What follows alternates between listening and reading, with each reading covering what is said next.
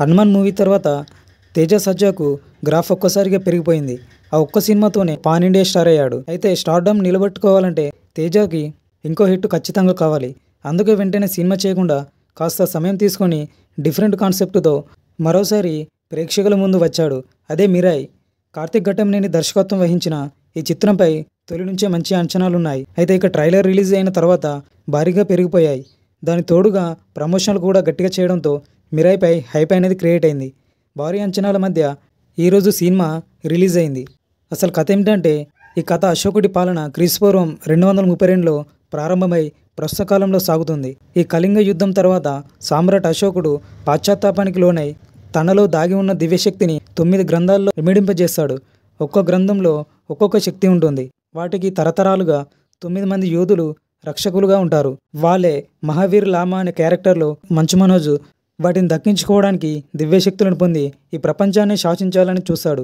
తనకున్న తాంత్రిక శక్తులతో ఆ బలంతో 8 గ్రంథాలను సొంతం చేసుకుంటాడు.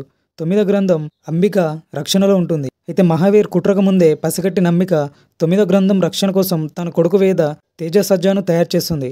అనాథగా పెరిగిన వేదకు దిశానిర్దేశం చేస్తుంది. మహావీర్ని అడ్డుకునే శక్తిని మిరాయ్ ఆయుధంలో ఉందని వేదకు తెలిసేలా చేస్తుంది. మరి మిరాయ్ ఆయుధం కోసం వేద ఏం చేశాడు? ఆ ఆయుధాన్ని కనిపెట్టే క్రమంలో ఆయనకు ఎదురైన సవాల్ ఏమిటి? హిమాలయాల్లో ఉన్న అగస్య అతనికి ఎలాంటి సాయం చేశాడు? చివరకు ఆ 9వ గ్రంథం మహావీరి చేతికి వెళ్ళిందా లేదా?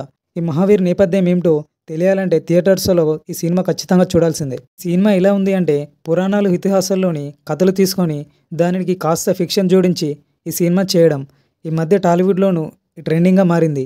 ఈ సినిమాను ప్రేక్షకులు బాగా ఆదరిస్తున్నారు. ఆ కోవలకు చెందిన చిత్రమే మిరాయ్. అయితే అశోకుని దగ్గర 9 దైవ గ్రంథాలు ఉన్నాయనే మిత్ని తీసుకొని ఒకవేళ ఆ గ్రంథాల కోసం దుష్టులు ప్రయత్నిస్తే మన ఇతిహాసాల ఆధారంగా ఎలా కాపాడవచ్చు అనేదే ఈ సినిమాలో చూపిస్తాడు దర్శకుడు. అయితే హనుమాన్ మూవీ అండ్ కార్తికేయ 2లతో పాటు హాలీవుడ్లోని ఈ యొక్క తరహా సినిమాలు వచ్చాయి. అయితే దర్శకుడు ఆ కథకు ఇచ్చిన విజువల్ ఎక్స్పీరియన్స్ కొత్తగా ఉన్నాయి. అయితే కార్తికేయ 2లో కృష్ణుడి కంకణం కోసం హీరో బయలుదేరితే మిరాయ్లో శ్రీరాముడు కోదండం కోసం వెతుకుతాడు.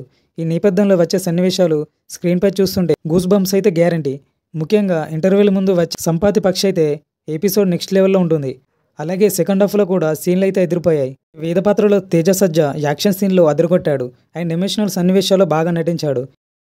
వీడియో కనుక మీకు నచ్చినట్లయితే లైక్ చేసి అండ్ ఛానల్ని సబ్స్క్రైబ్ చేయడం మర్చిపోకండి.